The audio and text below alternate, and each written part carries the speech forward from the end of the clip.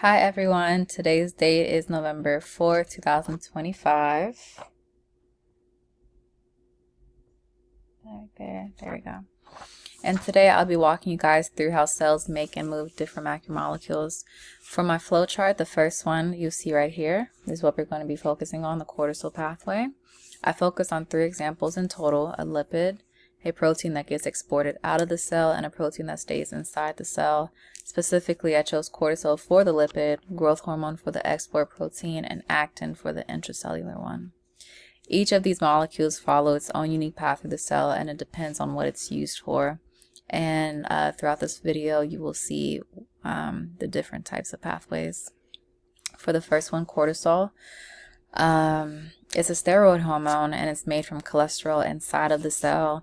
Most of this happens in 2 places: the smooth ER, number 1 here, and then the mitochondria, which is number 3. Because cortisol is a lipid, it behaves a little bit differently than proteins. It's nonpolar and can easily move through membranes, so it doesn't need to go to vesicles or the Golgi apparatus like proteins do. And once cortisol is made, it just diffuses right through the cell membrane into the bloodstream. Once it's out of the cell, cortisol binds into a carrier protein that helps it travel through blood to reach the organs it's looking for, usually to help regulate metabolism or respond to stress, So for this one, the key players is the smooth ER and the mitochondria. And if you look through the pathway from 1 through 6, you can see how it plays out. Okay, so moving on to the growth hormone over here.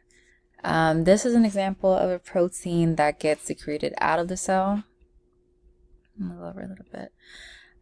This one goes through the full system, so it includes the rough ER, the transport vesicles, the Golgi apparatus, and the vesicles. It starts at the ribosomes, and they're attached to the rough ER.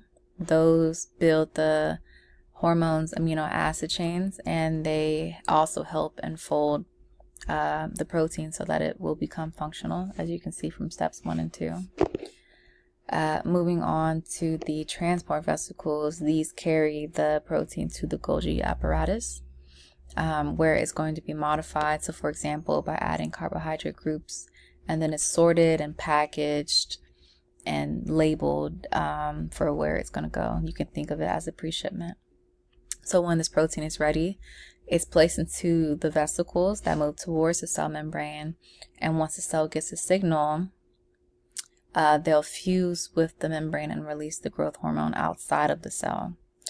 That process is called exocytosis, and from there the hormone will travel through the bloodstream to target tissues like muscles and bones, which is where it triggers growth and repair. So if you see from 1 through 6 on the chart, this is kind of how things flow in, starting from the ribosomes all the way into the ending with the cell membrane.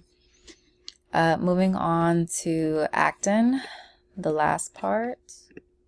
If I can scoot this over some.